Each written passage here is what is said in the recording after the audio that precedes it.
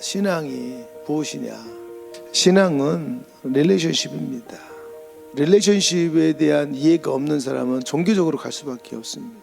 그리고 피곤하고 내가 맡겨진 또 어떤 사역에 또 헌신하고 봉사하고, 근데 그 부분들이 다 필요한 요소들입니다, 교회에. 그러나 하나님과의 이 관계 없이 자기의 열심과 종교적인 열심과 또 자기의 생각으로도 얼마든지 할 수 있는 것들입니다. 하나님께서 우리에게 보여주신 어떤 이 부분들을 가지고 나누면 이 관계를 어떻게 표현하느냐, 희생입니다. 헌신으로 우리에게 보여줬습니다. 하나님의 아들이 우리 구원을 위해서 이 땅에 정말 말도 안 되는 피조물로 이 땅에 오셔서 자신을 희생함으로, 헌신함으로 보여줬던 것입니다. 그래서 하나님 앞에서 희생이 우리는 사역적인 희생으로 나타나게 되죠. 일반 전통적인 교회 안에서는.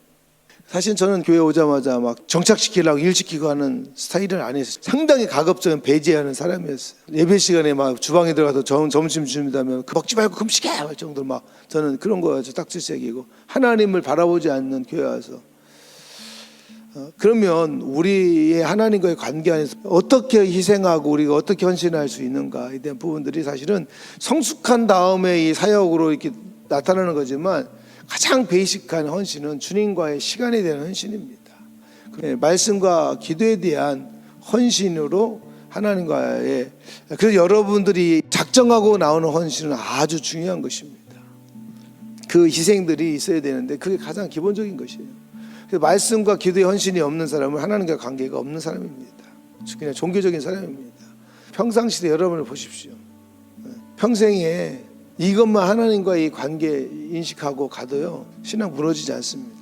이렇게 무너진 이유가 무엇이냐 하면 하나님과 관계없이 종교생활을 했기 때문에 그래요.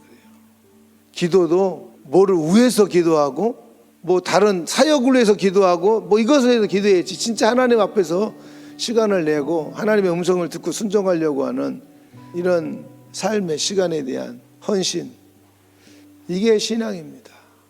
두 번째는 안정감입니다. 안정감.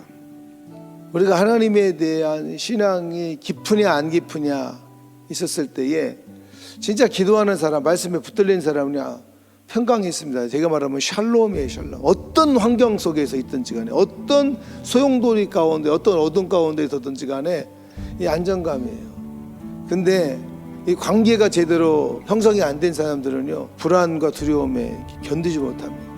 그냥 작은 요동에도 이제 두려워하고요. 너희가 사랑 가운데서 뿌리가 박히고 터가 굳어져서 이렇게 표현하잖아요. 속 사람을 강건하게 해서 에베소 교회에 이렇게 표현했던 것처럼, 이것이 하나님과 이게 오랜 어떤 말씀과 기도 헌신을 통해서 릴레이션십 형성된 하나님의 믿음이 가져진 사람들은요, 평강합니다. 그게 나의 하나님과의 관계에 대해 확인할 수 있는 부분들.